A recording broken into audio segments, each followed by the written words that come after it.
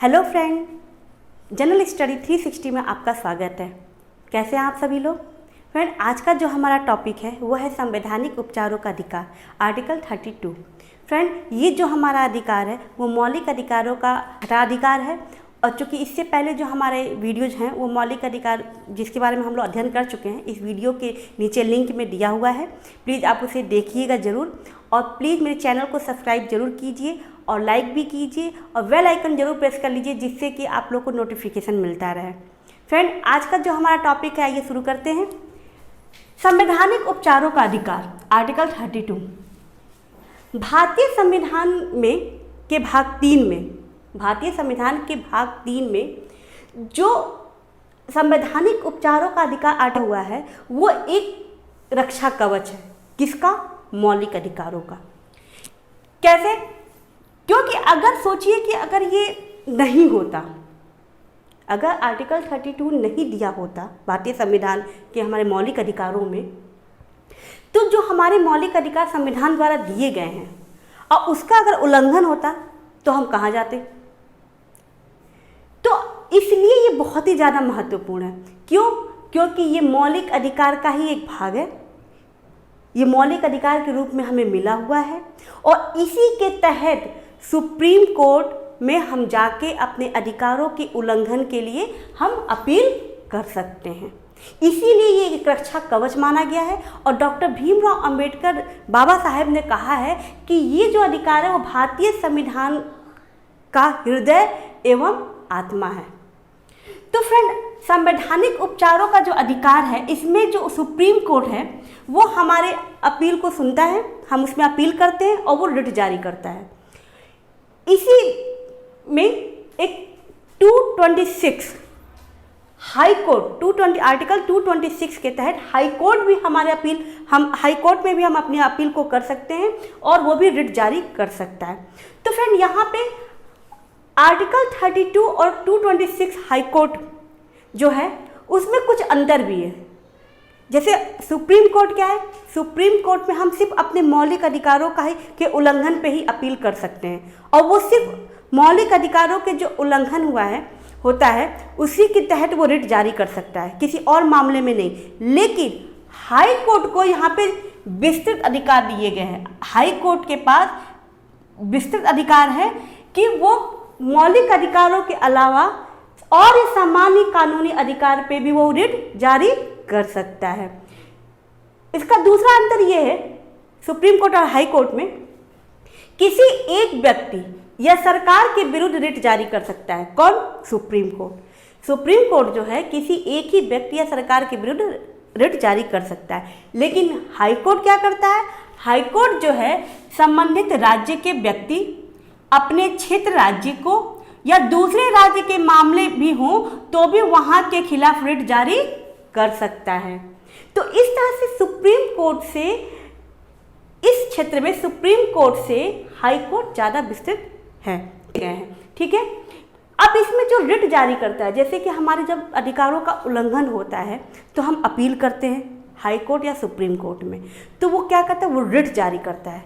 हमारे अधिकारों के रक्षा में वो रिट जारी करता है। कौन कौन से रिट जारी करता है? उसके पास 5 रिट है जो वो जारी करता है। कौन कौन से?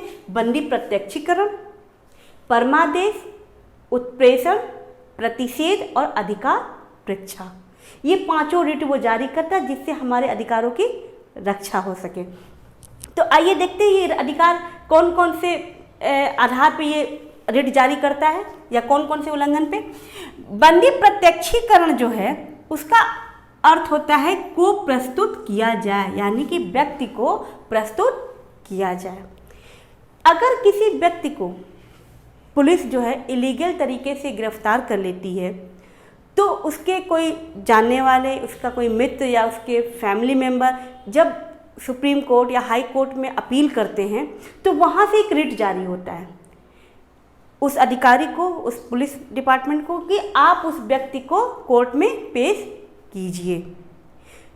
और उसके बाद वो चेक करता है कि वो व्यक्ति जो गिरफ्तार किया गया है वो वास्तव में गुनहगार है या नहीं है, उसने वाकई कोई उल्लंघन कानून का किया है कि नहीं किया है। अगर वो निर्दोष होता है तो उसको रिलीज कर दिया जाता है। तो बंदी प्रत्यक्षीकरण में क्या होता है कि जब कोई इलीगल तरीके से गिरफ्तार किया जाता है पुलिस द्वारा या उसमें अपील की जाती है उसके परिवार की तरफ से या उसके मित्र की तरफ से, तो उसमें जो supreme court high court writ जारी करता है। ठीक है, अब आया परमादेश। परमादेश का अर्थ होता है हम आदेश देते हैं, यानी कि कोर्ट द्वारा जो ऑर्डर किए जाते हैं उसको परमादेश कहते हैं। कोर्ट द्वारा रिट जारी किया जाता है, आदेश दिया जाता है। किसको दिया जाता है? जो पब्लिक ड्यूटी नहीं अच्छी तरह से करता है उसको दिया जाता है। अब एक एग्जाम्पल के तौर पर देख लेते हैं कि एक जल बोर्ड निगम है, जैसे कि ठीक है, अगर पानी आ रहा है, हमारे घर में पानी नहीं आ रहा है, तो भाई हमारे घर में पानी नहीं आ रहा है, हम गए एप्लीकेशन दिए, जल बोर्ड डिपार्टमेंट में हमने एप्लीकेशन दिया, हमने उनसे रिक्वेस्ट किया कि भाई हमारे वहाँ पानी नहीं आ रहा है, आप हमारी सुनवाई कीजिए। अगर वो सुनवाई नहीं करते यानी पब्लिक ड्यूटी नहीं करते हैं तो हम क्या करते हैं, हम कोर्ट में जाते हैं और अपील करते हैं कोर्ट से कि हमें भाई पानी पीना है, हमें पानी बिना हम जिंदा कैसे रहेंगे, हमारे घर में पानी नहीं आ रहा है। तो हम क्या करेंगे, कोर्ट में जाएंगे, अपील करेंगे। तो कोर्ट द्वारा रिट जारी की जाती है उन अधिकारियों को जो लोग पब्लिक ड्यूटी, जो लोगों के प्रति अपने कर्तव्यों को पूरा नहीं करते हैं, जो पब्लिक ड्यूटी नहीं करते हैं, उनके लिए वो रिट जारी करता है कि आप उसका कारण बताइए और आपने क्यों नहीं किया, आप उसका कारण बताइए और उसको आप दूर कीजिए। ठीक है, ये रिट जो जारी नहीं किया जाता है वो कहाँ नहीं किया जाता है? निजी व्यक्तियों पे, गैर संवैधानिक विभाग में, भारत के राष्ट्रपति या राज्यपालों के विरुद्ध, न्यायाधीश जो कि हाई कोर्ट में कार्यरत हों, ऐसे लोगों पे ये रिट जारी नहीं होता है। अच्छा, बंदी प्रत्यक्षीकरण जो रिट जो होता है वो कहाँ नहीं जारी होता है? बंदी प्रत्यक्ष जो रिट है वो कहाँ नहीं जारी होता? कानून की सम्मत अगर हिरासत हुई हो। ठीक है, अगर कानून की सम्मत अगर हिरासत हुई है या किसी विधानमंडल या न्यायालय के अवमानना के तहत हुई है या न्यायालय द्वारा हिरासत में लिया गया है या गिरफ्तारी न्याय क्षेत्र के बाहर हुआ है, तो वहां पे भी बंदी प्रत्यक्षीकरण रिट जारी नहीं होता है।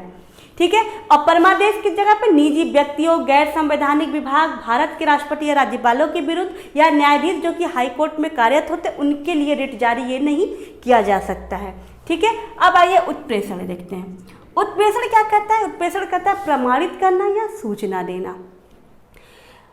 अब उत्प्रेषण जो है वो प्रतिषेध के साथ में ही हम देखेंगे। क्यों? क्योंकि प्रतिषेध में भी सेम प्रोसीजर है, लेकिन बस थोड़ा सा अंतर है, ये निर्णय के बाद होता है और ये निर्णय से पहले होता है। अब आइए देखते हैं इसमें क्या कहा गया। इसमें क्या कहा, उत्प्रेषण क्या करता है कि जैसे कि हाई कोर्ट और सुप्रीम कोर्ट सूचना देता है, किसको? अधीनस्थ न्यायालय को, अपने से निचली अदालतों को वो सूचना देता है। क्या देता है? यदि किसी विवाद में या किसी मामलों में निर्णय हो चुका है और वो निर्णय सही ढंग से हुआ है या नहीं हुआ है, वो अगर अपील होता है ऊपर, तो वो क्या करता है? सूचना देता है कि आपके पास जो भी जुडिशरी से रिलेटेड जो भी रिकॉर्ड है आप हमारे पास भेजिए और हम लोग उसे चेक करेंगे कि जो निर्णय हुआ है वो सही है या इलीगल है।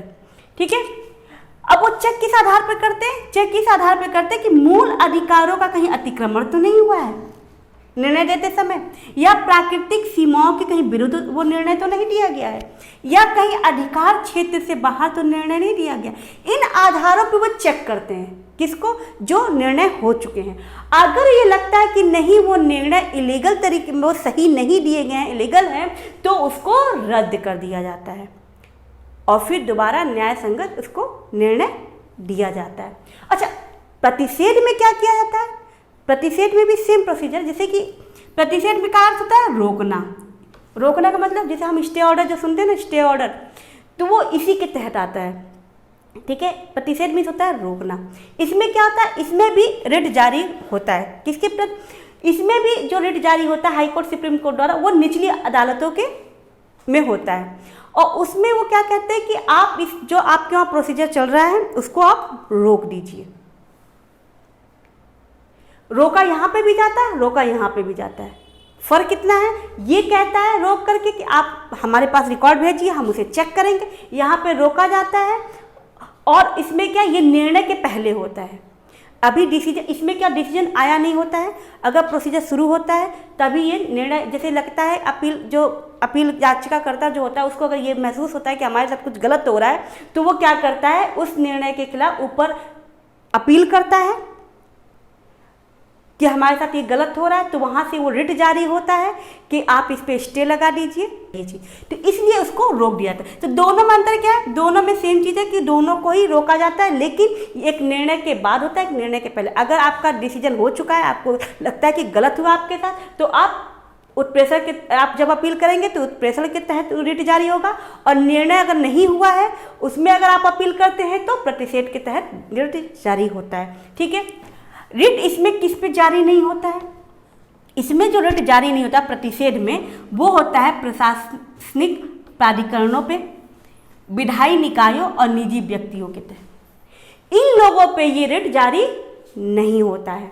अधिकार परीक्षा, पांचवा है हमारा जो रिट जारी होता है वो अधिकार परीक्षा है। इसका अर्थ होता है प्राधिकृत या वारंट।